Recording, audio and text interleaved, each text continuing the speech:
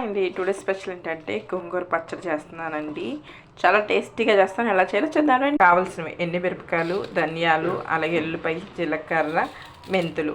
2 spoon oil వేసానండి. Oil బాగా వేడెక్కిన తర్వాత ఎండుమిరపకాయలు, జీలకర్ర, అలాగే ధనియాలు వేసానండి. అవి బాగా ఎగిన తర్వాత ఎక్కువగా ఏగితే ఎండుమిరపకాయలు చేదొస్తాయండి. సో నేను చాలా ఎక్కువగా వేస్తానండి. గోంగూర ఆయిల్లో బాగా మగ్గొట్టి బాగా మెత్తగా అయ్యేదాకా వేయాలండి.